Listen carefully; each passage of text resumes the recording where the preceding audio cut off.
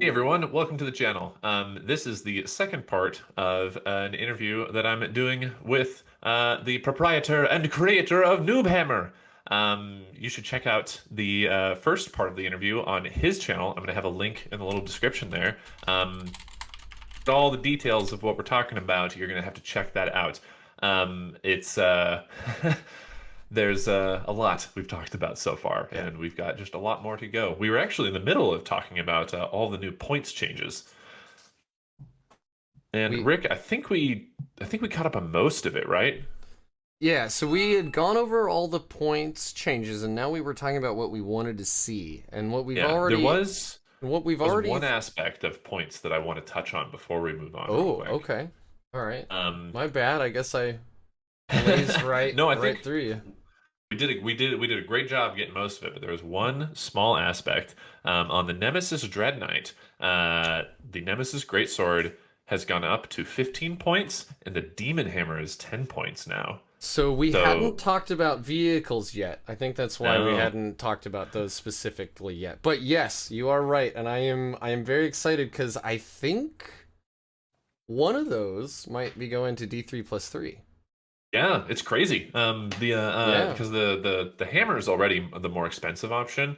And so I'm wondering if this sword becoming the more expensive option, like, Yeah, what does that mean? I was Is the sword pretty gonna be?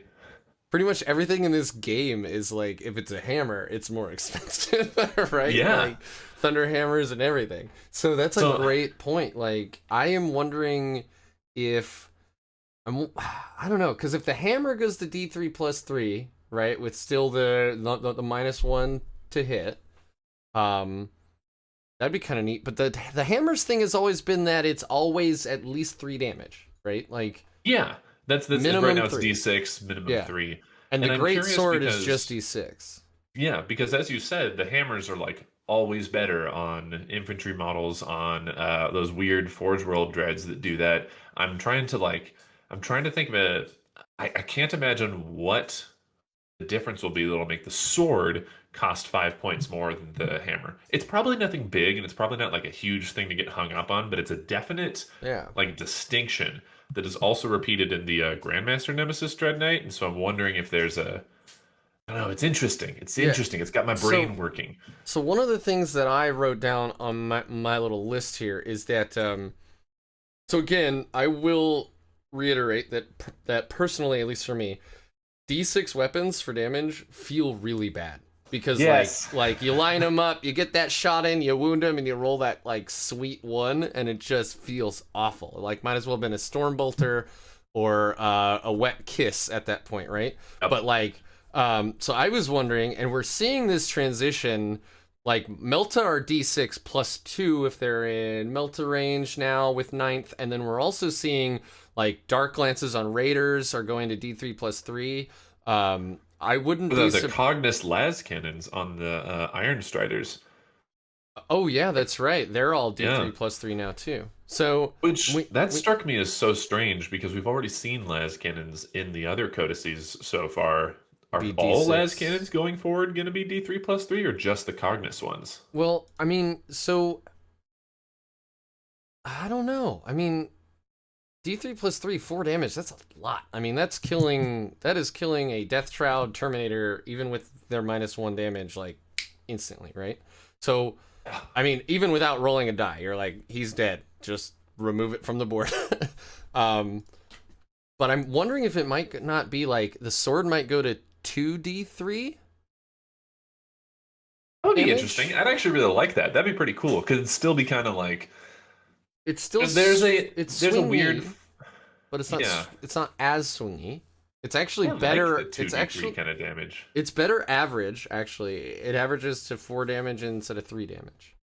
Yeah, I Or like that. That's a cool 3.5, idea. I guess technically, but um, Um, I do like that actually. yeah. I'm gonna jot that one down in my mind as that's the way it should be. But a way just to like again, I don't know what the hell I'm talking about. This is all like made up bullshit that I'm spewing right now. Nothing else in the game that I know of, or at least that I can think of off the top of my head, has gone from a D6 damage profile to a 2d3. I can't think of Oh anything. man, What if Um, they do the night treatment? Just make it a straight 6 damage, and that's why it's more expensive. the sword, Yeah, that would be that'd be too much. yeah, that'd be That'd be too redonkulous. much.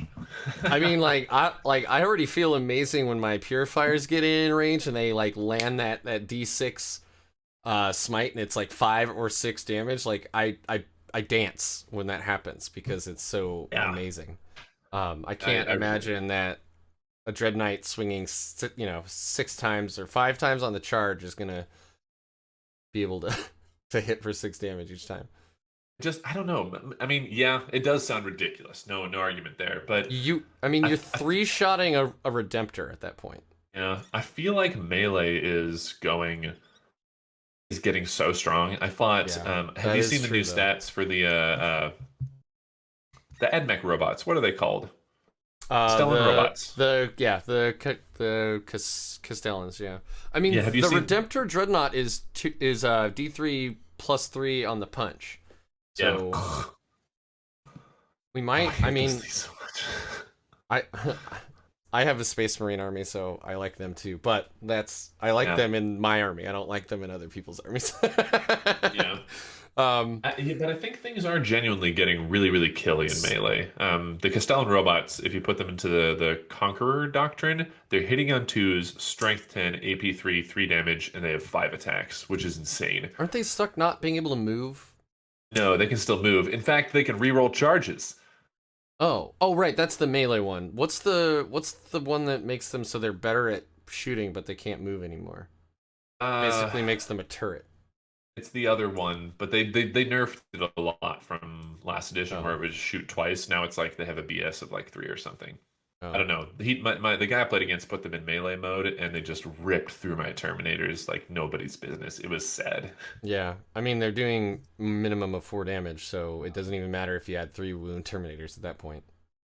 Oh God, yeah. So, so because we're talking about vehicles now, I'm gonna keep going because going back to our last video, one of the other things that also made me want to play Grey Knights is the Dreadknight, and I know that model is like the most divisive model on the planet. I love the baby carrier. It is Yeah. absolutely 40k ridiculousness, like incarnate, right? It's so But dumb. I love it so much. but you remember when I said I love dudes in suits? This is a dude in a suit in a suit. Yo, dog, I'm I heard you like that. per- precisely.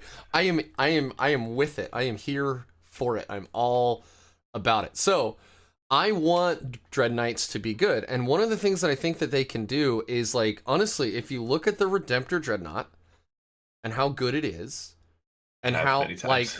yeah, I mean it's toughness 7, our Dreadknights are toughness 6. I definitely think Dreadknights need duty eternal at the very least. So that's the -1 from all Yeah. damage. I don't know Um, if that would. I mean, again, that's another thing like we talked about earlier. And if everybody wants to see what we talked about earlier, head on over to Rick's channel and watch the first part of this interview. Um, I thanks, man. Look at these shadows. yeah, we talked about it. We talked about that earlier. I think that would be good, but since they're not dreadnoughts, I would feel weird having them have the duty eternal rule. So our dreadnoughts for sure are going to get it because Yeah, every absolutely. But other the Space Marine dreadnought dreadknights, has. Yeah. because it's not an interred space marine, like it's not a guy who's like striving beyond death to kill the enemies of the emperor. It would feel weird if the dreadknights Yet. had the same -1 to damage. Yeah, I mean, the thing is, what stops me from bringing at least the last like dozen or so games, I haven't been bringing Dreadknights, and it's not because I don't love them or I don't want to put them on the table. It's that they're big enough to be seen over anything that's not obscuring, effectively. They also are only toughness 6, and as we were just saying, and I know you were talking specifically about melee, but like damage in general is going up. Yes, So these are like becoming more killy. right. So like unless I have a Grandmaster Nemesis Dreadknight with Sanctuary and I have that 3-up invul the whole game, I feel like my Dreadknights just die. Like they Agreed. just They evaporate. just get they Yeah. get pasted, and it's so depressing because again, fluff-wise, they're supposed to be able to stand up against a greater demon. That's why they built the suits to Right. like go off and fight bloodthirsters and things like that. And there Especially, is no chance that a yeah. Dreadknight would stand up to any of the greater demons. Especially like if there's a Grand Master in it, Yeah. right? Like this guy leads one of the like the Brotherhoods. Yeah. And then he's climbed into his Terminator armor and then climbed into his Dreadknight. And then he's gonna get shot by like five heavy bolters and die. Yeah, it's Dreadknights. I almost want to say that it's the coolest. It is the potentially coolest unit in the entire codex. I I really think that the love kits. my Dreadknights.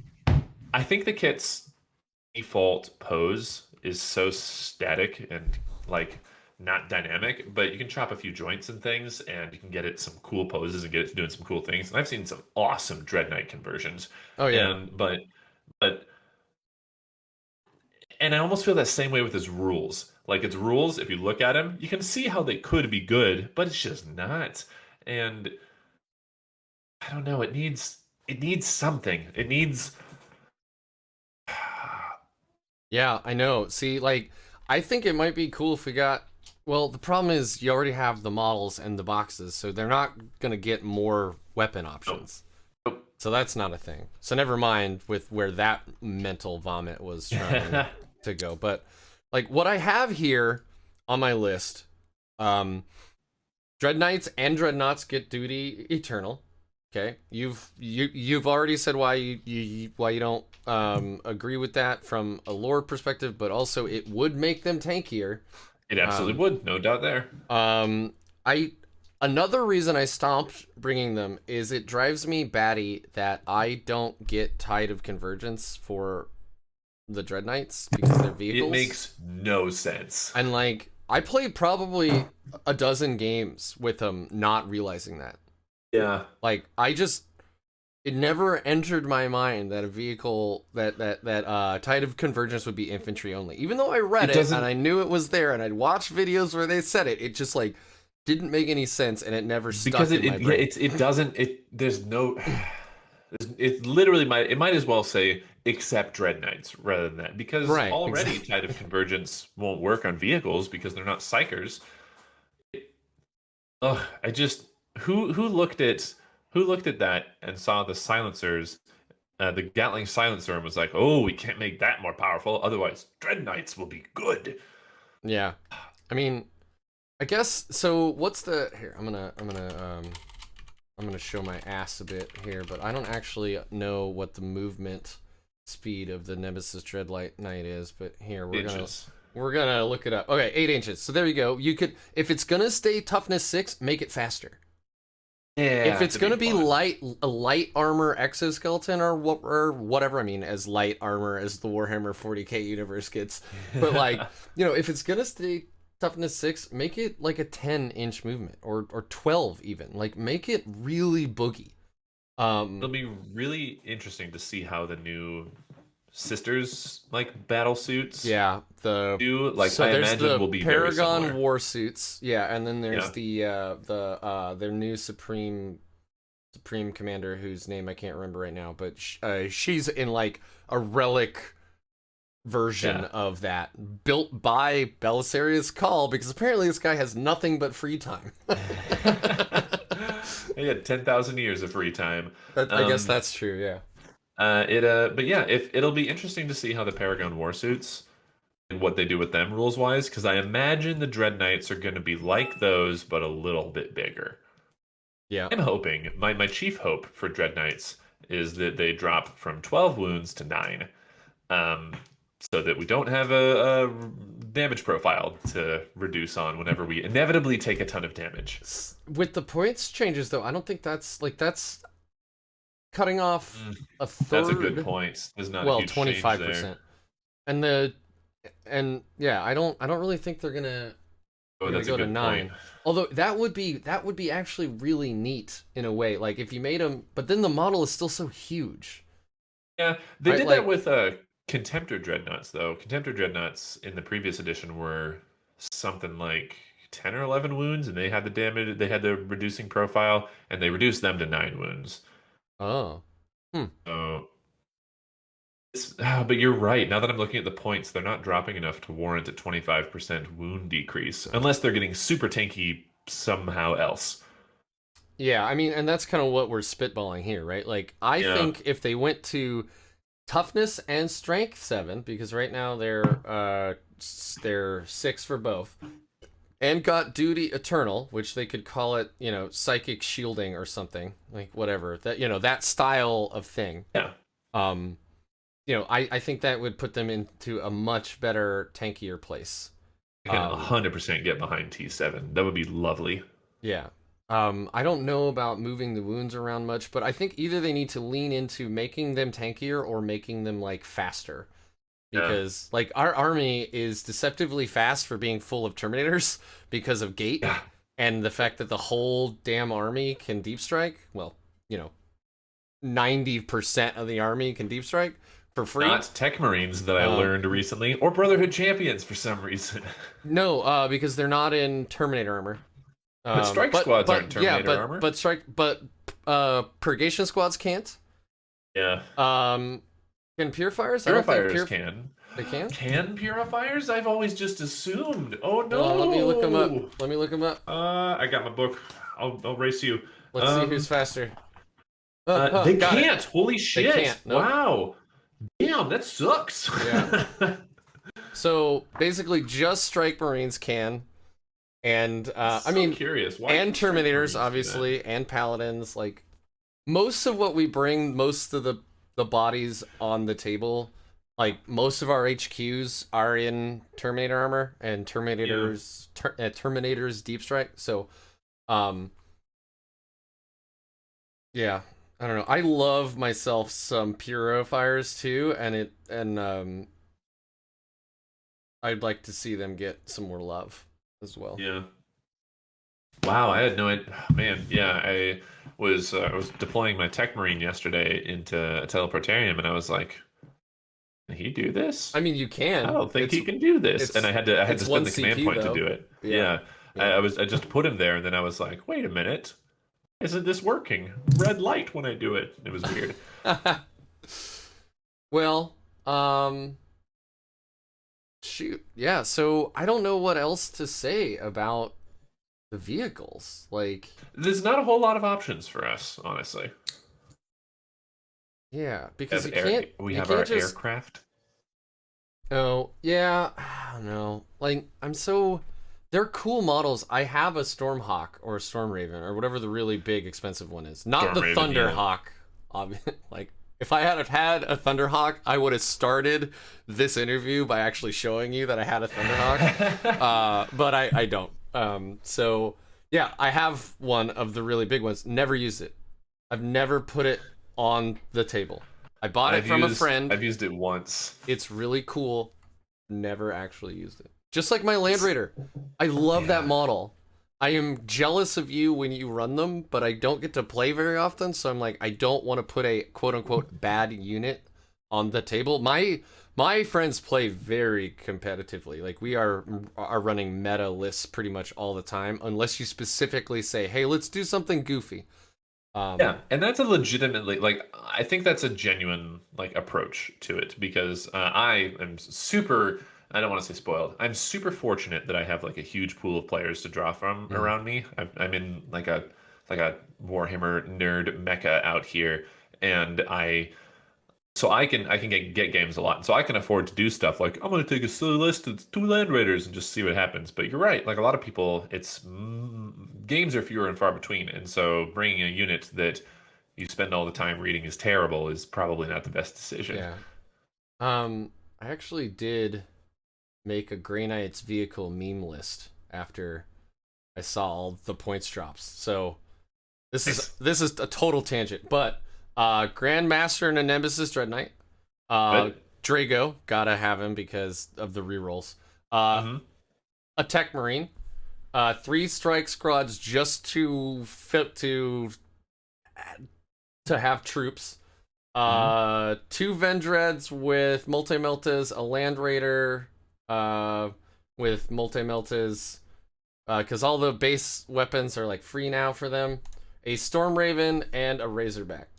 Oh, and some servitors because Servitors. I spend one CP, drop them down, and get deploy scramblers, which is now changing. But anyway, it's cool. Yeah, I don't know. No, it's not a good list. It'd be fun to run it, but like very fun. I have no obsec, almost no maneuverability other than the flyer and one strike squad that could move around with gate because you know that the other two have to be holding the backfield objectives. Absolutely. So you know what's been doing work for me lately, honestly? My Razorbacks. Like really? yeah, they're the Rhino chassis is such a non-imposing thing that stats aside, people look at all my Terminators, they look at my Paladins, they look at my HQs, and they see the Razorback, and they write it off as a non-threat. I haven't had anybody shoot at one of my Razorbacks in like 3 or 4 games, and so then they just get to take pot shots with their las cannons or their assault cannons, and nobody addresses them. I was just gonna ask, and what weapon do you run? Because well, it depends. If I'm running, if I'm against an army that has T3 troops, I'm gonna do the assault cannon. But it's so hard to get anti-vehicle, like long-range anti-vehicle, and so I'd love taking las cannons on the Razorbacks. I did run Dreadknights with las cannons for a while, but I don't know. Now multi-meltas are the new hotness for that. Yeah, and then you'd still get because it was all about las cannons, astral aim, and the missile launchers, but I found the purgation squads could pump out more damage, and you only get 1 unit with astral aim. So, because again, for me, going back to our earlier conversation, D6 damage feels bad to me. So, like, you spend all this money on a Dreadnought, you hide him in a building or behind one, you give him a fancy buff, and he then just does 2 damage or something with his twin. Have that Paladin power, Words of Power, which lets us re-roll that. Yeah. Words of Power?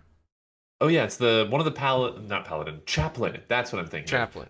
One of the Chaplain litanies. Words of Power. He chooses a unit, and that unit can reroll damages. Right, but then now you're bringing a 110-point model just to make sure that your one Dreadnought is like being reliable, or just bring a purgation squad. Like that was my thought.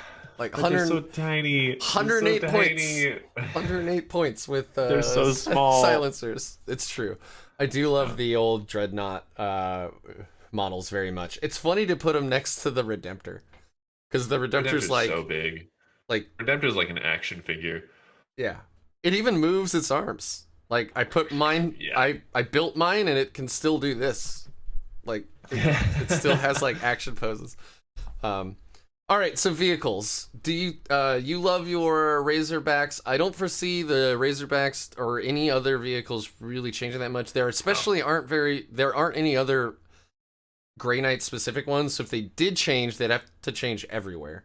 I'm imagining the Flyers and the Razorbacks and Land Raiders and all that are going to be pretty much the same.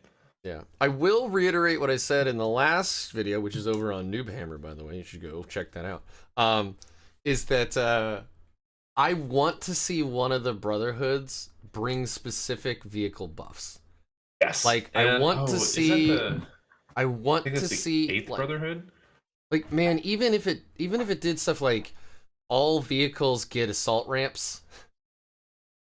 You know, like how cool would that be? Cool. Like every Rhino, every Razorback, every Land Raider gets the assault ramp keyword. Like you can rush them up the board, disgorge your 10 Terminators, and then just like I don't know. I think that would be neat. I don't think it's particularly competitive. Then again, I'm also not an amazing player, but I do think it would be really fun, and it would make me use, like, I have 2 Grey Knights Rhinos. I pretty much only use 1 to move my Purifiers around for the most part, and I've never actually used my Land Raider. Yeah, I have it. It's beautiful. I want to put it on the table. I've never used it. Again, if you don't get to play as much as you want, then it's a tough pill to swallow bringing something like that. But I mean, we're gonna get new smoke launchers without a doubt. Like we're gonna get the new smoke launchers rule. So Yeah, hopefully we won't have the free ones anymore. one of the free ones, but we'll be able to do it with a command point after shooting, which I After think shooting, is a fair yeah, trade. which is totally worth it. Man, I need to stop reading this. It's just so cool. I love this book. We weren't actually done with Dreadknights, by the way, because we didn't talk about their weapons. Do you think the heavy psi cannon? I think that thing should get blast. I mean, it's not a random number of shots, though. What would that do for it? That's true. It's not a random number of shots. It's just that we don't have a lot of blast in the. I mean, other than like missiles, like hunter killer missiles, I think are blast. Are they? Hunter killer missiles are one shot, but crack missiles have blast. I don't think we need it, honestly. I think frag missiles have blast. Frag missiles. That's what I was are thinking. the Frag missiles. Yeah. I just want to make sure that I'm following along now. Yeah. Like, honestly, we have so much horde clearing. I don't think we need anything with blast. Yeah. Well, do you think it should go up to 3 damage then? Yes, absolutely. I think they're going to do that. I think they're going to have it be 3 damage, which is going to make it awesome. It's going to be able to take out, I guess, regular Plague Marines now. Yeah. Well, I mean, so tough. Death Guard, I don't know. Like, my friend who plays Death Guard was like, you know, he bought Mortarion and he's like so jazzed, and I've never actually seen it on the table yet because he sent it off to get painted. So we did run it on another table once that was it was like a coffee can that he cut out the box and like taped it to the front, and we were moving hilarious like moving that around the board. But I'm not like, come at me, bro, you're a demon, I'm Grey Knights, like I will just smite you to death. Excited. I'm playing against Mortarion in mid-June, and I'm really stoked about it. I might bring Draigo for that match just to have a rematch between those two. It'd be really cool. I in my recent bat rep, my opponent actually made a crack about like it would be cool if they had some kind of feud rule, which I know that they've done in previous editions, and I know that they're getting away from now. But like Draigo carved his name into Mortarion's heart. That's hilarious. Yeah, he carved Geronitan, I think his name was. Geronitan's name into is that Mortarion's card. Yeah, so because it wasn't his name. Yeah, Mortarion had just slain the Supreme Grandmaster, and Draigo, like in vengeance, carved Geronitan's name into Mortarion's heart because he knew he couldn't kill the Primarch because he's too protected by Nurgle, and he just but he was like, God damn, he's gonna remember what he took from us this day. That's amazing. And that was a good story. I should read that again. Is that a book? It was a book years ago, and then they recently did a newer version of it, like a short story, and they did an audio drama of it, and it was really, really cool. You can find it on Black Library for like real cheap. It's like $1, I think. I've only read the omnibus, so. You haven't read for Grey Knights. That's all I've read. You haven't read The Emperor's Gift? Don't think so. That's not Dan Abnett. Aaron Dembski-Bowden, he wrote a Grey Knights book, and it's about the months of shame when the Grey Knights are in like Cold War with the Space Wolves. The Space Wolves, yeah. It's tremendous.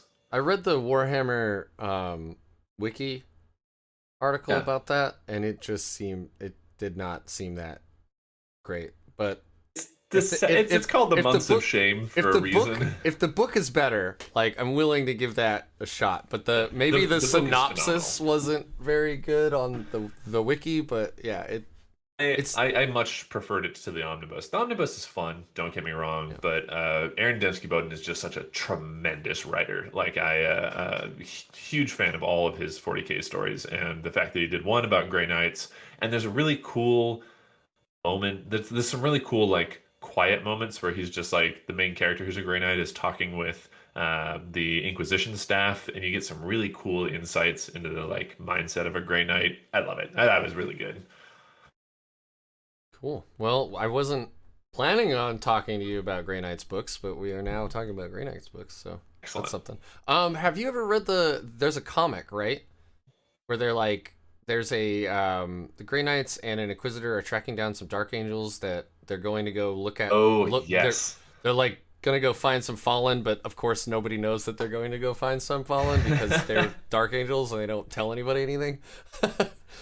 Yep. uh, Fun little fact about that.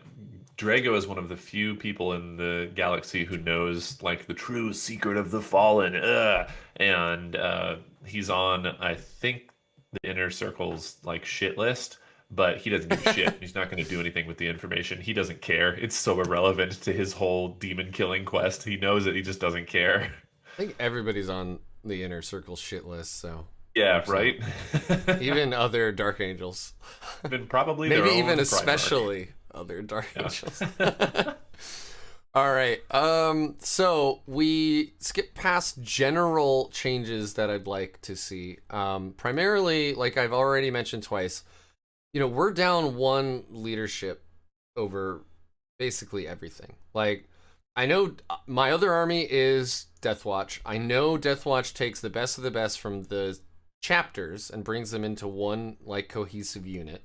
So it makes sense that they have higher leadership. But then I looked up like Terminators in every chapter have 8 and 9. We Yep. have 7 and 8. Our Strike Marines have 7 and 8. Our, everything else has 7 and 8 except Purifiers. Purifiers have 8 and 9, which thematically makes sense because they're And Purifiers. Paladins have 8 and 9 as well. Oh yes, and Paladins. So I definitely want to see a leadership increase just across the board for everything that's not already 8 and 9 should go up to 8 and 9. It especially we're seeing more. It hasn't really mattered for the most part in ninth as far as I've seen, but we're seeing more leadership style abilities like the Drakari, lowering your leadership with gruesome trophies and things like that. And so Yeah. I would like to see our leadership increase to represent the lore that these are the most elite Space Marines that exist. Unshakable. They're one step down from custodes in their eliteness, right? So Yeah. like to see that Man. actually shown through on their I think leadership stat.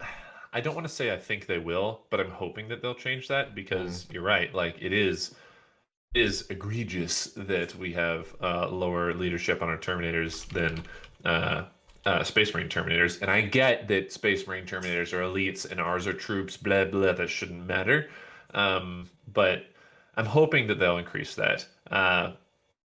You mentioned Custodes, and I definitely, when the Custodes Codex came out in 8th edition, because of how bad the Grey Knights Codex was, I like rage bought the Custodes Codex and a bunch of Custodes boxes because I was like, it's like my army but good, and then I just felt sad and returned it all. Oh, really? Oh. Yeah, because I was like, I saw all their new like stats and all their better, like they were more survivable, more choppy, had better stratagems, and I was like, that's not fair. My Grey Knights need to be that good, and so I bought a bunch of them. Which doesn't follow. You rage bought another Games Workshop army just to Right, that showed them. like not even like maybe I'll go play another game for a little bit and try that out. Like You bastards. Like War. Yeah, I don't know. My some of my friends. Yeah, that's the one. They also play that, but I decided one wargaming miniature game at a time. I've got friends Good trying to get call. me to go play AOS now too, and I'm like, I don't even know how to play Warhammer 40k very well yet, y'all. Like, And- calm yeah. down. Also, my wife is very nice to allow me to be collecting my third army now. Yeah, 'Cause right. I can't stop. I'm on Army 4 at this point. Ugh, that's too Yeah. much. No, it's I've not. been- It's good. It's a hobby, and I love it. That's the mindset, is to recognize that like everybody has expensive hobbies. Everybody's got like they buy guitars or they buy vintage cars, or they're into guns or whatever. Like everybody has expensive hobbies. Comparatively, Warhammer isn't so bad, like compared to a lot of those things, but just a lot of people judge it because they're like, "Oh, it's little plastic toys," and it's like, "Yeah, but that's how I spend my leisure time. It's my Zen state. It gets me into it, and I have a good time. Oh Like, yeah. it's a fine hobby, I think." I do want to point out that I've been playing for a little over 12 months though. Fair point. So Three that's armies in 12 averaging months that's averaging one army every 4 months, and I don't know if that's particularly. What do you got? You have Grey Knights, Space Marines, and I went in. A friend of mine offered me half of the Piety and Pain box, and I was like, okay, I guess I'm getting sisters now, because nice. I made a joke that I'm like, well, I have an Ordo Malleus army, and I have an Ordo Xenos army, so my next army has to be the Ordo Hereticus army. Yeah, So my buddy who plays Dark Eldar is like, oh really? It's like, no, that was a joke. Okay, fine. I'll help you out with this. That's So awesome. I also just started a Sisters of Battle army, so that'll be fun. I'm honestly kind of like, this sounds shitty to say. I'm kind of losing interest in them just because there's so much more depth I'm getting out of the other armies that I already have, and I picked them up as kind of like a side thing. That like I see them sitting there, and the models are amazing, and the army is great. They're I know they're beautiful. about, I know Fantastic they're, models. yeah, and I know they're about to get a new codex. Like, it's just that I like I don't know. I haven't even painted all of my Death Watch yet. I've got probably 30 or 40 unpainted models.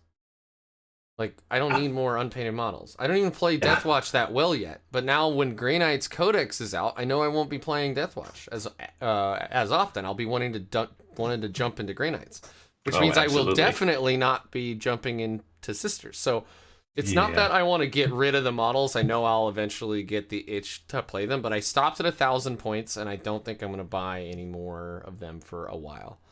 Good. That's a So good way to be. yeah. I yesterday made a list of all of my unpainted projects, and I'm gonna paint that all. Hopefully, I tell myself Oh before yeah. I Uh, buy anything new. yeah. Hobby Strongly doubt time. it, And but I told myself. like I'm looking at my Grey Knights, and I want to rebase them. I'm not going to, but like I want to. Yeah. I made these cool like rune crackle like, and I'm like, they Super shine red. blue and stuff, and I'm so all the new stuff that I'm building are going on these crazy new bases.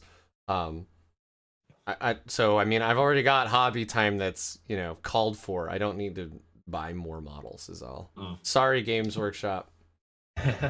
Um but so, more general things I'd like Grey Knights to see. Transhuman is such a pivotal strat that Uh, if they get rid of Transhuman, man, we better get some pretty crazy, like, call it something else. Call it, psychic physiology. That's a stupid name, but you see what I mean. it's Like, that's it's one of those things that, like, I agree. I don't think we're gonna keep transhuman physiology as it is because they limited it to Primaris for some reason in the Space Marines Codex. I don't think we're gonna get it, but I was just talking to my brother about this yesterday because he's also very dubious of the Thousand Suns Codex, but he's a Chaos player, and Chaos players are eternally salty.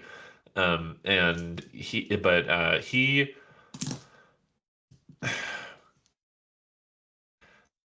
what am I trying to say? I think that to speculate on that kind of thing, I think the current round of codices are so monumentally different from what came in eighth. Like Death Guard is entirely different beast than what they were in eighth edition, and yep. Drakari and Admech are the same case. Like I don't even know where to begin to speculate. I imagine Grey Knights are going to be substantially different than they are now. I think the general like ethos is going to be the same. Mm. Small, powerful forces of psychic warriors who are really good at facing demons. Just like the Drakari stayed the same like idea from the previous edition, but they're so different now that I don't think anybody who I know who has the newer codex and lost a stratagem or something from the previous edition. I haven't heard anybody even mention it, just because Well, they've gotten so much new stuff. yeah, you speaking too actually reminded me of the fact that so there was a new Sisters preview this morning, I and saw that. they're gonna have a transhuman like ability. It's Yeah. called something else, and it's one of those. It's a stratagem, I believe. I don't remember. I read it hours ago. But then also the AdMech Codex. There is a warlord trait for one of the Forge Wars. I think it's Lucius, because they're the ones that are like really tanky. They can give transhuman to one unit, and you have to use it Cool. preemptively. And I think that the Sisters one is the same way. So you have to target them in the command phase and say they are now unwoundable on ones, twos, and threes, right? Yeah, that's a good point, actually. The response nature of transhuman physiology is really powerful. So I would wonder if we don't get something just like that. Like they do take away transhuman, but then they give us something like that. Yeah. But then to make that a warlord trait, like I don't know, I don't know. We'll see. Man, that reminds me of the. Can we talk about the little sidebar of all the additional little points things Yeah. What do you mean? that you pointed out? The wisdom of the prognosticators, that stuff. Oh Like that's yeah, what that's making me think of. that is on here. Yeah. I am Do you want to jazzed about that. just go straight there? Yeah, if that's all right with you. Okay, yeah. So let me actually pull that up. I've got I want to show. So Wisdom of the Prognosticators is here on my screen now. It looks like it's just like other buffs for, I think the Necrons have something very similar. They just showed again this morning that Sisters are going to get something like this. And they AdMech is Death getting Guard have something it like with this. contagions. Oh man, I am jazzed about this. I don't know why, but this little like 12 bullet point list on here, with the points and the names and everything, it all makes me so excited. Yeah. True name shard, like getting the name of a demon and then having that as a weapon. Yeah, Like, is really cool. oh man. I only play one other army that has something like this, and it's Deathwatch, and you can add a specialism to a kill team, and that allows them to reroll wounds against a certain battlefield roll. And it's a little more complicated than that, but it's effectively so specialized that nobody takes any of them because they're 20 to 30 points, and you never know if it's going to be good because it's not something. There is one that lets you pick one, which is very good because it's flexible, right? So Yeah, for sure. like I played last weekend and I played 2 games. I played one against Death Guard and I played one against White Scars. And for the White Scars, like I re-rolled against Fast Attack because he had tons of scout bikes and bikes in general. And then for Death Guard, I rolled against troops. But without that ability to like pick, it's, if I picked heavy support, that would have been bad in both of those matchups. Right? Yeah. So I'm just as a sidebar, I just want to say I hope it's not like that. I don't think it will be because we've already seen newer codexes and not a supplement getting these kinds of powers. But like a noble death, just based off the name, that sounds like maybe an upgrade to an HQ that they get to fight on death for free. Yeah. Or they Man. maybe if they're around a unit, they can pick somebody that then gets fight on death. Right? Like presaged paralysis. I'm imagining that's like that's probably fight last.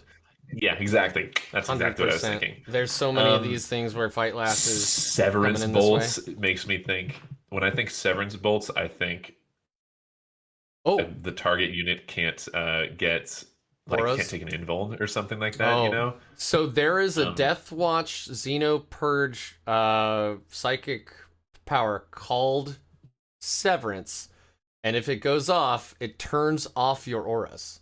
So cool. So you're like, you have an apothecary, do you? Well, now he doesn't get to res anybody. Yes. Or heal anybody. Temporal bombs, servant of the throne. All of this just sounds rad. I have absolutely no idea what any of these are going to do, but just looking at that makes me excited. I love choices. That's Yeah, kind of what exactly. I've Yep. gotten. I've been trying to, in this whole interview, I've been talking a lot about choices, right? I don't want to be like you always complain first into the fray is our only good current warlord trait, and I agree with you most of the time. I sometimes pick lore master, but that's in a very specific instances. Otherwise, It's you're good with right. Voltus. The Yeah. default one is to take first into the fray. The others aren't good. Like we Yeah. all so I want more choices. I don't want to be locked into no, this is the choice. This is the best one.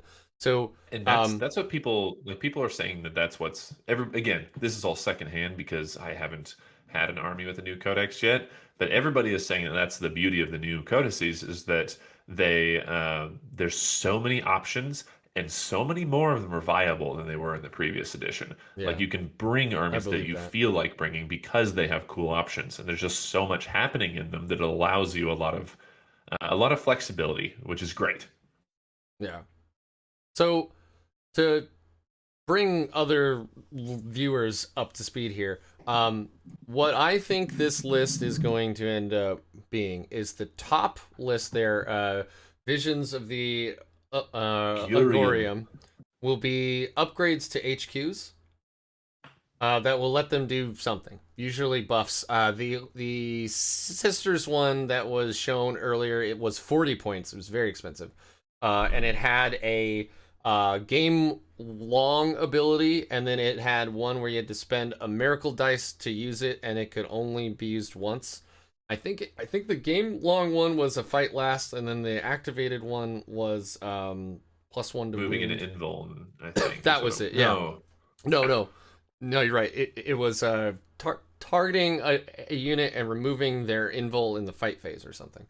Anyway, Yeah, very something like that. very good. I would love to have those flexible choices. But I would too. Obviously, there's nothing on this list that's 40 points, but we also Yeah. don't have miracle dice. So, I don't know. I think the gifts might be able. That might be like how Drukhari can give upgrades to their squad sergeants.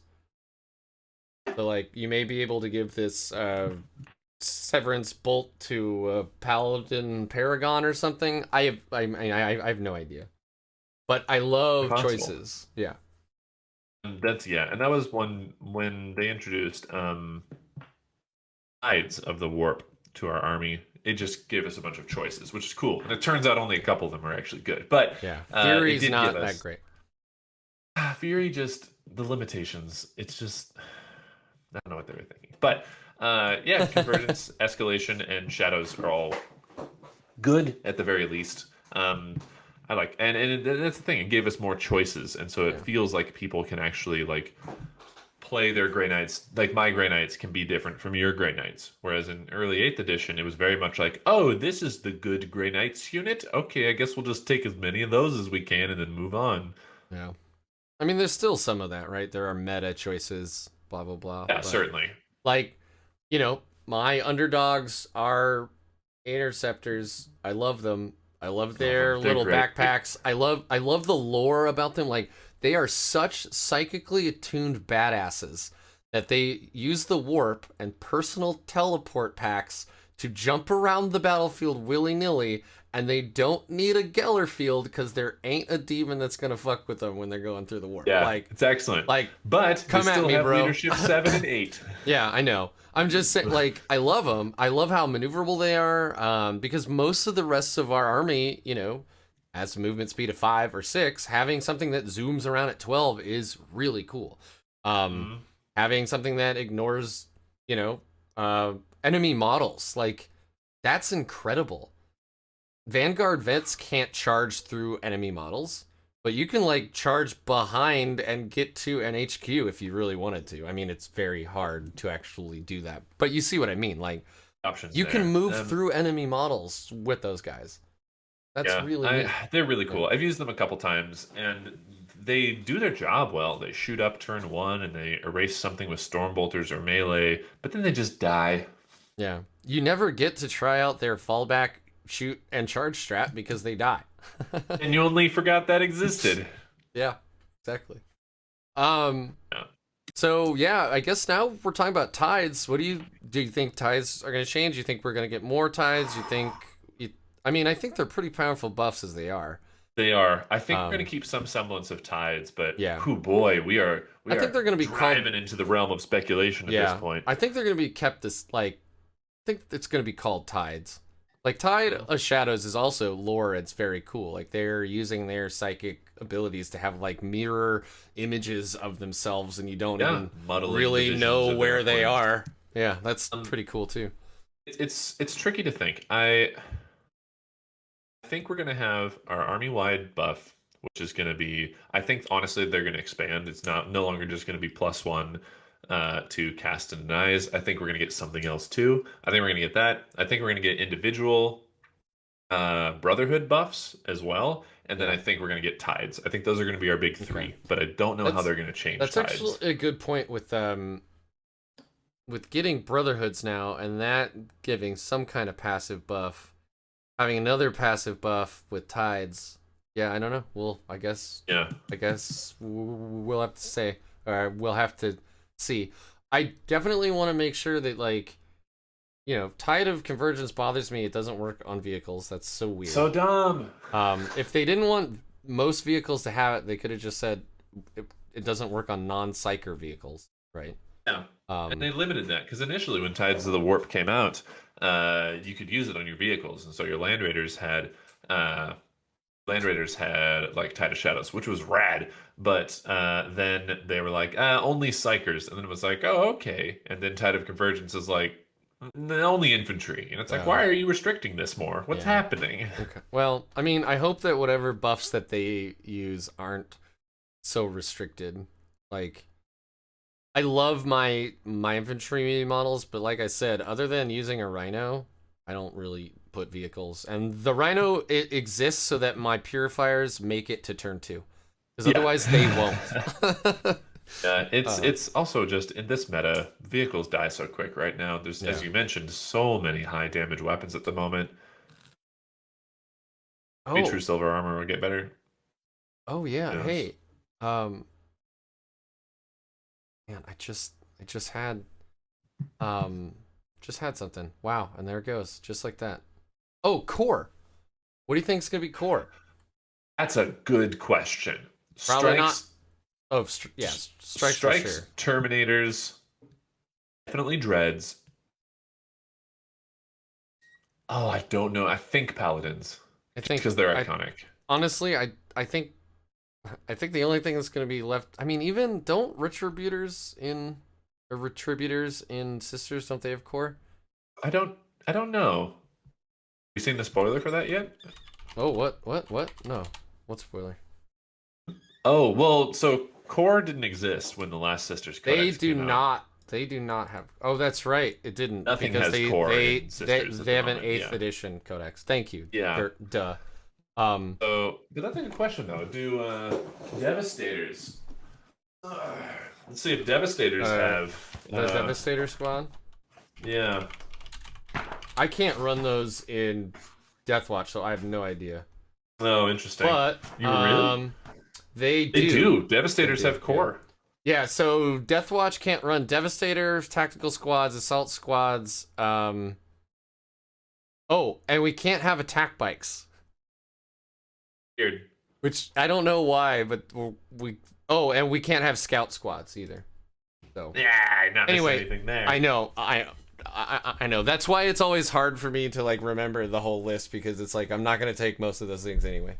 Even if you did let me, I wouldn't take them. Yeah.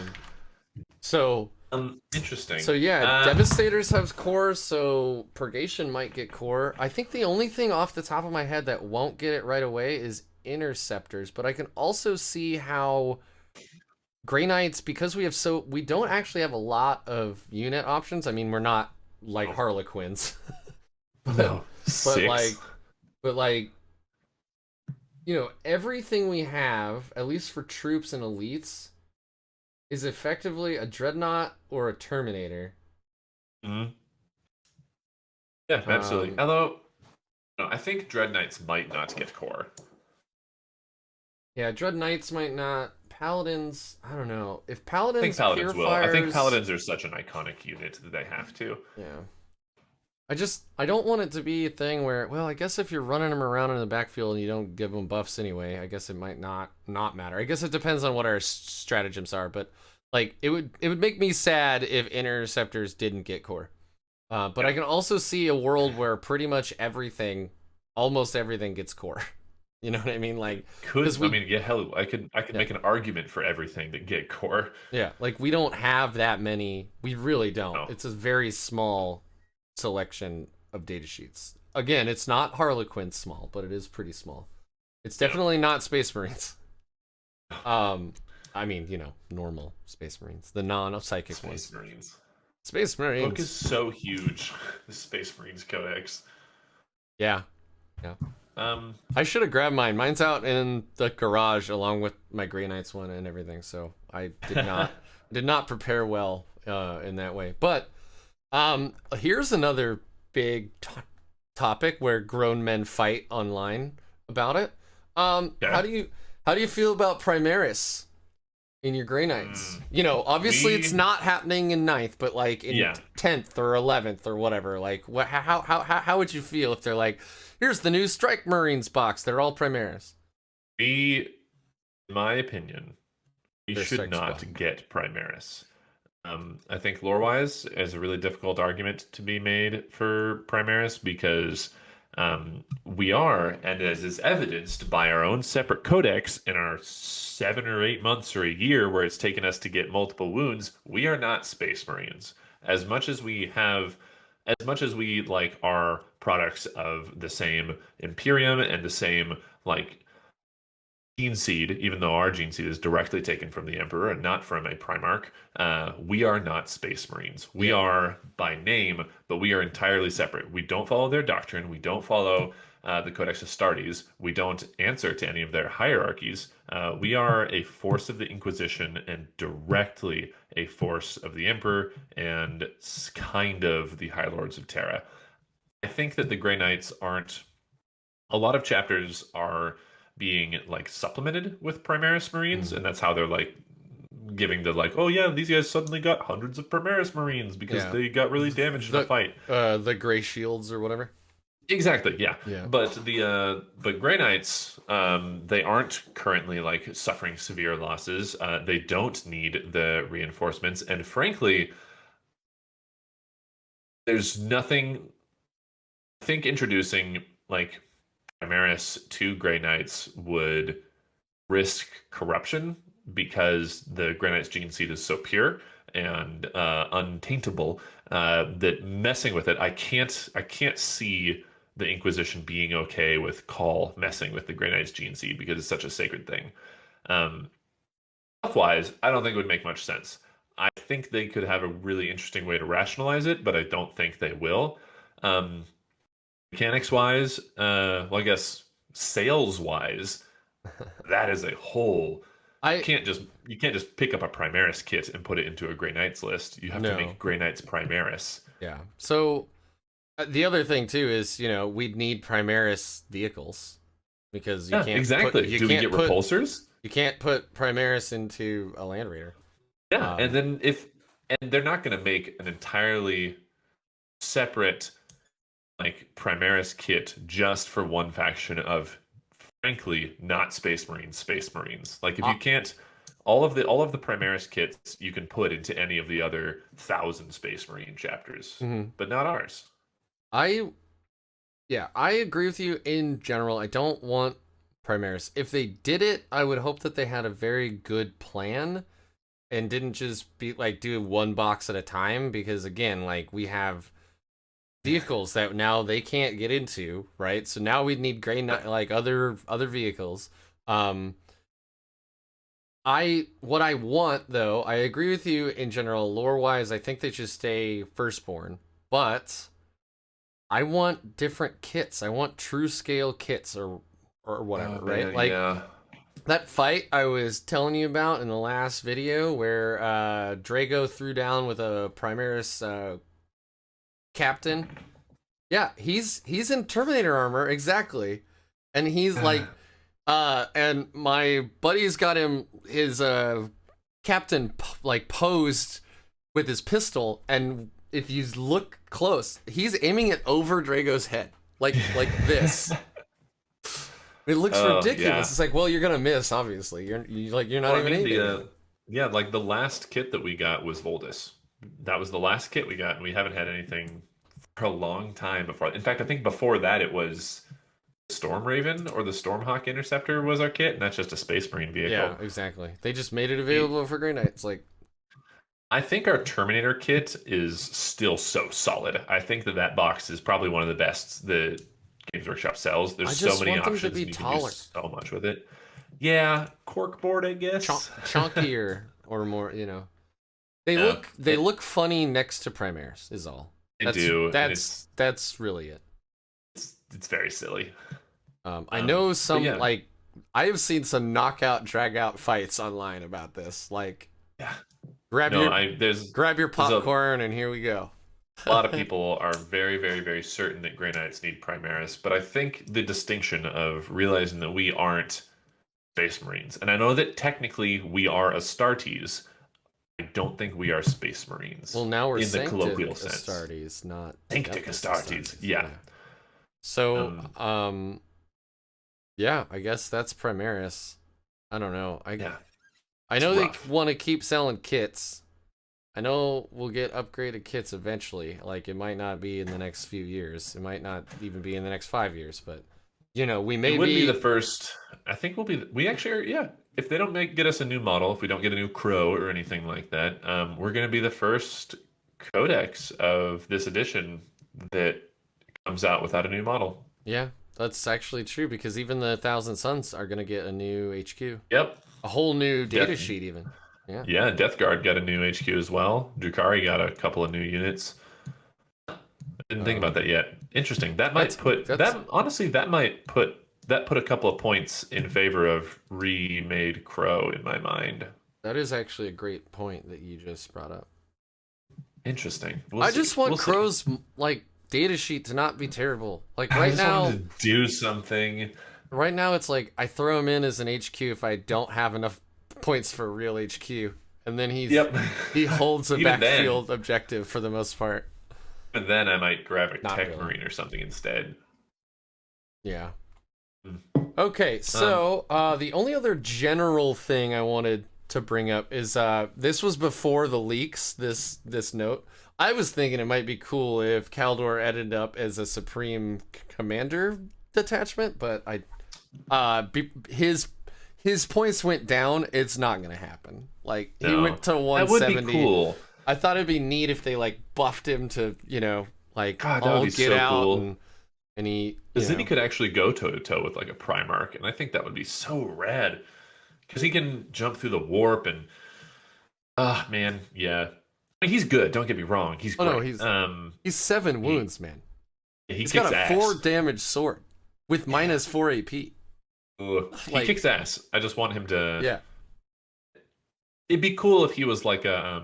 But again, if they're not making a new model for him, they're not really motivated to do that, right? Like. Yeah. No, you're probably right. That it was, you know, pie in the sky thinking, but like, how cool would it be to like set Draigo down and like folks groan like, oh no, so cool. Gotta fight that guy. I am excited. Speaking of which, for the 2 to 3 weeks after our codex comes out, where everybody online is going to be talking about how OP Grey Knights are. It's going to be nice. It'll feel good. It'll feel good. Those Drukhari players can feel bad. I have so many thoughts about Drukhari, but that's a whole nother chat. It is, and I would like to have that chat with you, because I've been on the other end of that blade a couple times now, and feels real bad. All right, so let's go into secondaries, because there was that leak from the GT 2021 mission pack. I just want to bring up a couple real fast that are related to what might be good for Grey Knights.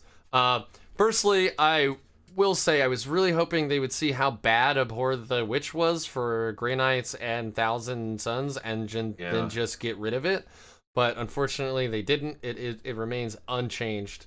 from what it was. So or the Witch is still the thing you only pick against Grey Knights and Thousand Suns because it's almost a guaranteed 15 points, and otherwise you never ever pick it. It's bad.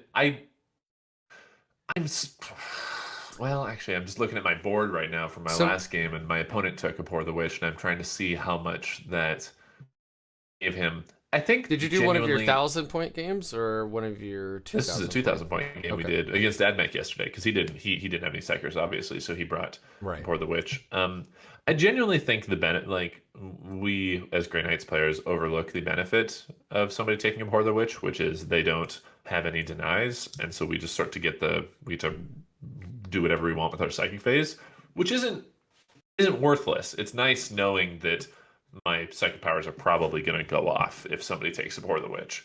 It's probably not worth the trade-off of just them getting 15 points, but it's not nothing. Yeah, it's real. I mean, it's more, to me, it's more like it's never picked against anybody else because they're going to bring maybe 3 psychers if they're going absolutely bonkers. I've seen a couple 2 librarian lists for like Death Watch and stuff, but otherwise, so you'd never pick it. That's only 6 points, and then the way it stacks with other stuff, right? And this is a ridiculously specific example, but if you take Grind Them Down and Abhor the Witch and Assassinate, a Grandmaster and a Nemesis Dreadknight is now worth like 9 points or something, which is just like, it's not actually 9, it's like 6 or 7, but it's a lot, and it's like amount. It's kind of, and obviously nobody's gonna like pick those 3 together, but even Assassinate and because you were actually saying in your how to build a 1,000-point list video that Grey Knight players take a lot of characters. We do. We need them. My 2,000-point list has 5 characters in it. So everybody's like, I'm taking Assassinate. I'm like, of course you are. It makes sense. So then now with Abhor the Witch and Assassinate, that character is now worth 6 points, each one of them.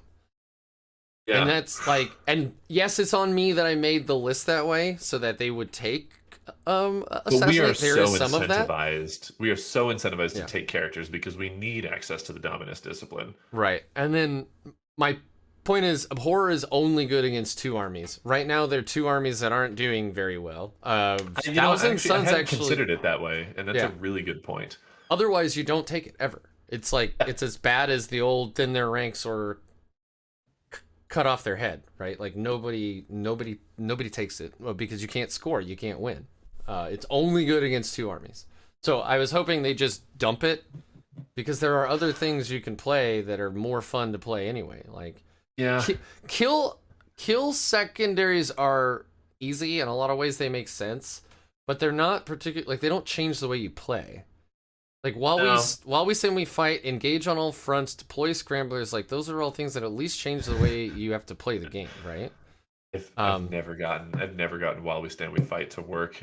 Everybody always just kills my guys. It's really hard with Grey Knights right now because again, our wound problem, right? And then we only have 24-inch range. We want to be in your grill. We want to take those expensive units. Yeah, I don't want to hide my Paladin squad in a building because I don't want them to die. I want them to be out munching. Right, which is how players that do well with Grey Knights right now kind of play. It's like turn 1 and 2, you stay really, really cagey. You hide. You maybe like throw out 1 unit, like a Purgation squad. You'll gate them out there, and then they die the next turn, and you try to get a big play, but for the most part you play real cagey, and then turn 3 you can charge and start actually grabbing objectives. And that's not a way I personally like to play. Some folks love to play that way, but I love to be aggressive. So I want en masse to throw bodies of silver armored warriors at my enemy. That's what I want to do. So I thought that the Abhor the Witch conversation wasn't gonna be long, but once again, counterpoint, that was a great conversation. But I'm not sure if you saw, we have access to Warp Ritual now. I didn't read that one. What's it do? So Warp, it was it Was changed. Psychic Ritual, right? Yeah, now it's Warp Ritual. So instead of being one character, it can be any number of them, and it is now progressive. So instead of having to Oh, have one character do it 3 times and then getting, I think it was 10 points, you now get 1 point or 7 points and then 12 points. okay, that's And just objectively better. yeah, and if your character dies, you can have another character do it, which we just said Grey Knights usually have a lot of characters, right? Yeah. So like that was the biggest thing, is if your opponent knew that you were going to do this, it still sucks though that a psychic action just shuts down that whole character. Yeah, That and that's sucks. I take an Inquisitor to deal with that. Yes, you Just do. have her sitting down there and just casting her spells and doing her thing. Yeah. But it does suck that it, like, I kind of wish it was like you can use one of your, casts to do this. That would be nice. Not Agreed. not bring Voldus and do it, 3 times or whatever, because it's an action, not technically a psychic power. So, but yes, I wish that, I wish that, yeah, it was, I wish it was just one cast. But so Warp Ritual, so Psychic Ritual was one I've never taken. I know you've tried to make it work a few times, and you've built your list to do it. And sometimes she gets it off, and sometimes she doesn't. But now it's objectively way better. Agreed. So, Okay, like, that's cool. That'll be. I think more people will take it, which that's a good thing. It's going to be at least 7 points as long as you play at all well, I think. Does it still require you to be in the center? It's within 6 of the center, yeah. But Okay, cool. That's awesome. But we're so maneuverable, and we usually want to be in the middle with our Paladin squads or our. It would be cool to Terminator squad dynamically anyway. it'd be cool to dynamically insert the last character just into the center, regardless of whether or not enemies are close, and cast the spell right there. That'd be fun. Yeah, you don't roll strike squads, so but I've been using dynamic insertion to drop onto objectives that don't have OBSEC troops on them. Yeah, I've done it with Terminators a couple times. It's very in my powerful. enemy's backfield. It feels so good because they're like, "What? No!" How did you get here? It's like, you've played me before. You know I have access to this, and like I'll remind them too. I'll be like, "You know what I'm gonna do on my on my turn, right?" They're like, "Yeah, I know, but I can't stop you." Yeah. So yeah, War Ritual, like, that went from one that I will never take to one that I will at least play around with, because 12 isn't 15, but 12 is very good. Yeah, it's still really good, and especially I'd rather get 5 or 7 than 0 if I only cast it a couple times. Absolutely. I don't know if you saw how deploy scramblers changed too, but they're gonna. I did see that one. Yeah. That one was interesting. Yeah. So I mean, I'm usually taking engage on all fronts, and I'm usually all over the place anyway. So I don't think it'll change the way that I play that objective very much. I do like that it's progressive now, and it's not just like 10 points or 0 points. That's I think it's important to change these kinds of things. I took Pierce the Veil in my game that I played yesterday, and I managed to do that, but that's just because that was, I think, just luck. Like dice roll luck, or just had enough threats on the board that he chose not to. He kind of just let me have Pierce the Veil because I'm looking at the board in my basement. I think he just kind of let me have it because I had too many other threats, and he didn't want to have to go back there and deal with a single Tech Marine in the backfield casting spells. Yeah, that's why I use my servitors that way. I spend 1 CP, they come down, they have tiny bases, I can squeeze them in places. Servitor strategy is... Yeah, you don't realize... I've seen a couple people do that. It's such an awesome... And then I get 10 points, and then if you ignore them, they're scoring me engage on all fronts probably. Yeah. Like, you have to shoot them. Too. You have to shoot them, and they're only 28 points. Like, you have to waste shots. Yes, you have to go deal with them, which drives my opponents nuts, because otherwise they'll just run around and I'll gain 1 extra point every battle round. All right. So the biggest The biggest topic we could possibly talk about right now is one that I know is near and dear to your heart and mine, even though I haven't been running them this way recently. I've been running them as their other option. Paladins. The Yes. quintessential Grey Knight, paragon of, literally, in this case, paragon of what it could be to possibly be a Grey Knight is a Paladin. And there's a lot of speculation right now about what our Paladins gonna get that's gonna make them good.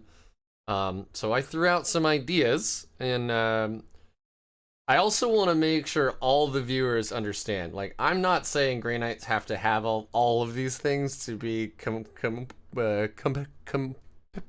competitive, right? I'm just saying that it is ideas that I've seen that maybe one or two Certainly. of these they might get. So, Yeah. Paladins. Paladins. As I've already said, I think 4 wounds is a bad place to be. And I think by looking at the meta, points, we can all agree that they're not going to get 4 wounds. because Paladins went down. We mentioned it in the last video, but we didn't mention it in this one. But Paladins went down from 50 points to 47. 7, yeah, it's tremendous. Now, yeah. So I don't know what they're gonna get. A lot of people said like maybe they're gonna get Duty Eternal, like Dreadnought / like Death Watch. I think it's gonna be one of 2 things, maybe both, but Death Guard. with I'm sorry. Yeah. Not I think Death it's gonna be that would be so cool. What's it called? Redoubtable defense permanently would be rad. Yeah, basically. What I think they're gonna do is one of 2 things, maybe both, but because they're only, what is it gonna be, 5 points more than a Terminator at this point, I don't think it'll be both. Yeah, I think they're either gonna get weapon skill 2 on every model in the unit, or the bodyguard rule, because thematically and flavor wise they are supposed to be like the grandmasters, like bodyguards, like they only go into the battle to protect the grandmaster. That's actually a great point. I didn't think about the bodyguard rule. Yeah, and so I think they'll get 1 or 2 of those things: weapon skill 2 or the bodyguard rule. They're gonna feel like I think they're gonna feel more like a side grade for Terminators, which is kind of unfortunate. Yeah.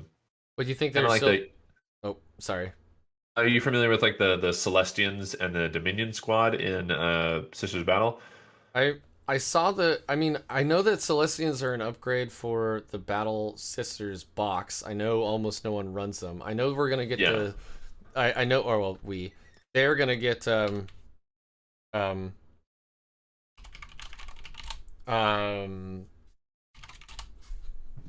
Sorry. I got distracted for a bit there. That was hidden, so I didn't see it. Sorry. Anyway, I know that they're gonna get a there's the new ones with the storm shield looking things, and but I don't know anything about them particularly. I've played 2 games with my sisters ever, so. Yeah, so they have so Celestians, they're just Battle Sister squads with they have the bodyguard rule. They're a couple points more. I'm thinking it'll be something like that. Like, I think it's genuinely going to be something that is just a slight improvement over the vast improvement that Paladins are right now.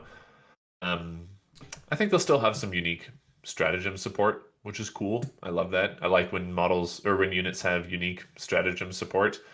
I'm not. My hopes aren't low, but I'm imagining Paladins are going to be less of a force to be reckoned with in the new book, just based off of nothing other than the points we've seen. You know, you did bring up a great thing with the bodyguard point. Like, nobody runs a 3-man squad, because like the way you play Grey Knights right now is you want large groups of units that you can get the most out of your psychic powers from. So running running a 3-man squad of Paladins and then giving them Sanctuary is like, who cares? Yeah. Or you can give a 10-man Paladin squad that, right? So, so this would actually maybe change them to what Games Workshop thinks they should do, which is, yes, you bring a a 3-man squad, or maybe 2 3-man squads that are there mostly to protect your HQs. That would be cool, because then you'd even have one paladin remaining, and he could still soak wounds for the Grandmaster. That'd be fun. Flavor-wise, I would love that. I'd love to be able to deep strike Grandmaster's Samandus in with just 3 paladins next to him, and just have this little tiny death ball that are just essentially extra wounds and weapons for him. I'd love that. And you can still move block and screen with them for him, and and they're already tougher than, well, other than Death Shroud Terminators from Death Guard. They're already tougher than most of the other bodyguard units that are out there. And you can still do those stupid, because the bodyguard rule hasn't been fixed yet, you can still do that stupid stuff where, like, they're hidden behind a wall, but they're within 3 of the HQ that's standing out in the bullets for him. They're standing out. No, so if you have an HQ standing out in a field, and then some, like, paladins hiding behind a rock, but they're within 3 inches, the HQ is untargetable. Oh, you're talking about the look out, sir thing. Yeah. No, the actual bodyguard rule makes them untargetable. I might be thinking of a different bodyguard rule. I'm thinking of the I'm not familiar with the Death Shrouds version. I'm thinking of Company like the champions. I'm thinking of like the on a 2-up they soak wounds for the Grandmaster. Oh, so more like a Tau drone. Like the Tau drones, or I think no, I was under the impression that's how Celestians work, but I might just be mistaken. I thought it was I think it's just untargetable. Yeah, so company champion has the bodyhead bodyguard. I don't know. One of the Death Watch units does have it. I can't find it right now, and it actually does just make them completely untargetable. Where, like, if you have eliminators, you actually have to kill the bodyguard unit first, and then the HQ. So the bodyguard rule I'm thinking of on the Celestians is when a friendly character model within 3 inches of the unit would lose any wounds as a result of an attack. This unit can attempt to intercept it. On a 2-up, they suffer a mortal wound, but then the character doesn't take it. That's what I was thinking of. Yeah, I mean, that'd be a little different than everything else in the Space Marine Codex, but like that'd be cool. Yeah, I mean, it'd be fun. Ablative wounds on Paladin platforms. That'd be awesome. It would definitely change the way that they're used. The tiers will be salty, but yes. Yeah, I don't think I get the feeling that's going to be the case anyway, though. Yeah. Do you think that they'll keep 4 special weapons in one squad? I don't see why not, honestly. On an elite slot, I don't think that's a huge thing to ask. Yeah. I run my Paladins bare bones, aside from the hammer on the Paragon, so I can't really speak to whether or not that's going to be broken. I love my silencers, man. I throw in as many as I can. And you're not alone. A lot of people do that. People swear by it. But I think I don't think there's a lot to ask on an elite's choice. Can I take 4 weapons in 10 dudes? Sure. All right. Well, I know we both have our own dinner plans here, so I'm not gonna keep you. I gotta go to my dad's. I'm smoking some mac and cheese. At the moment, fun, actually. delicious. Yeah. So, anyway, I'm just gonna go down the list I made, and again, I don't think Paladins are going to get all of these, but permanent transhuman, like that would be inner interesting. circle, right? Yeah, that would make a lot of sense. Also, being able to take storm shields. Downside, obviously, the box comes with no storm shields. So yeah, and where are you going to find storm shields? GW's recent history with data sheets has shown that they're unwilling to give options to stuff that isn't in the box. So that probably not. I just love Terminators with storm shields. It would be so cool. I would love that. Iconic look. Yeah. That would be so cool. If I could take a storm shield and a force sword on a paladin. Oh my god. Yeah. Even if I had to dump the the Stormbolter, Stormbolter? I would Yeah. I would So actually cool. think about that. You already mentioned +2 weapon skill Squill. squad wide. It was the skill and then squad after it, but Yeah. yeah, +1 or +2 up There weapon we go. skill. I got it now. I finally got it. We got there in the end.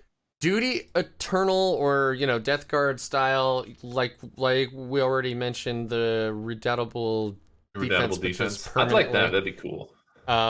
And then I thought maybe maybe they could get like a 4+ invul instead of a 5+, because maybe they have more hallowed Terminator armor or something, and they are all each one step away from actually being like a character, right? I think that would be cool. I think it'd be a little. That'd be good. I think that'd be the most well-rounded immediate option. I think that'd be good. It'd be a little boring, I think, but I think it would be good. I think it is very boring, but Yeah.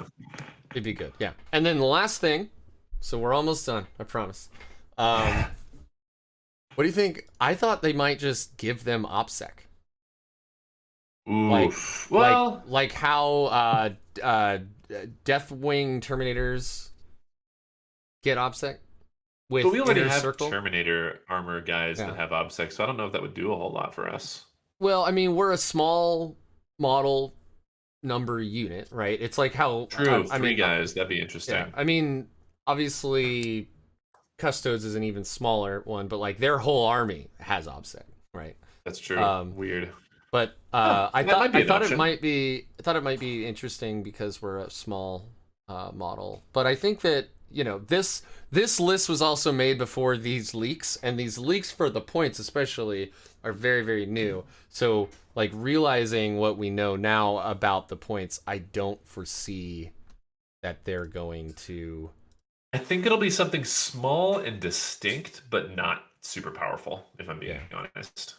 Yeah, especially because they went down. So it's definitely not another wound on the Paladins. That would be No, absolutely bonkers. not. Which I think is for the best because, it's four is too much. And as you said in our previous video, it's not great in this current meta.